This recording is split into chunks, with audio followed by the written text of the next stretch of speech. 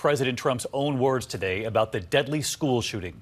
The president hosting many of the nation's governors at the White House, criticizing the response and then telling the governors he would have run into the school even without a weapon.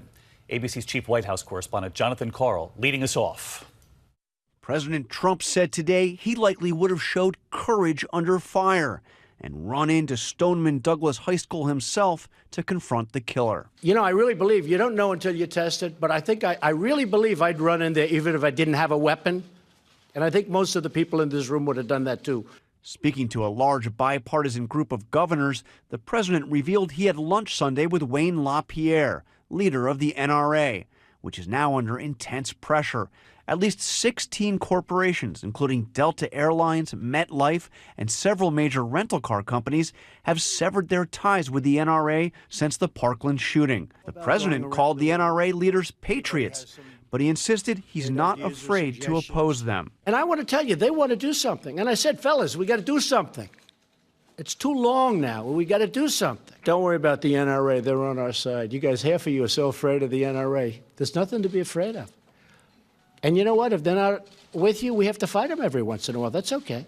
And one idea the president has embraced would require a fight, a plan to raise the minimum age for buying a rifle from 18 to 21. The NRA opposes the idea, and since their lunch with the president, he hasn't mentioned it either. In concept, the president still supports it, but in terms of legislation, we need to see what that looks like before we weigh in further. The idea the president seems most enthusiastic about remains allowing qualified teachers and school officials to carry concealed weapons to school.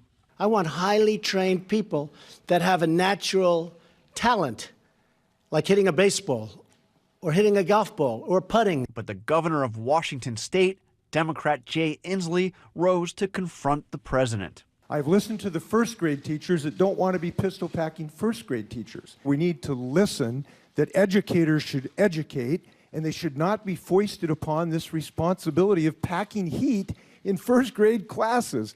So I just suggest we need a little less tweeting here, a little more listening. The president immediately turned to Republican Greg Abbott, governor of Texas, one of a handful of states that allows qualified teachers to carry concealed weapons. Abbott said some schools actually have warning signs like this one out front. Warning anybody coming on there that if they attempt to cause any harm, they're going to be in trouble. Well, I think that's great. John Karl with us live tonight at the White House. And John, as the president was addressing the governors, we know First Lady Melania Trump was speaking to their spouses, and she praised those high school students who have spoken out about gun control. Take a listen. I have been heartened to see children across this country using their voices to speak out and try to create change. They're our future, and they deserve a voice. John, as you know, the students the First Lady now praising have been taking on the NRA. President Trump today revealing, as you reported there, that he had lunch with the head of the NRA over the weekend. And you heard him say that he's willing to take on the NRA, to fight the NRA. But, David, he has not supported a single piece of legislation, a single bill that the NRA opposes. And this much is clear.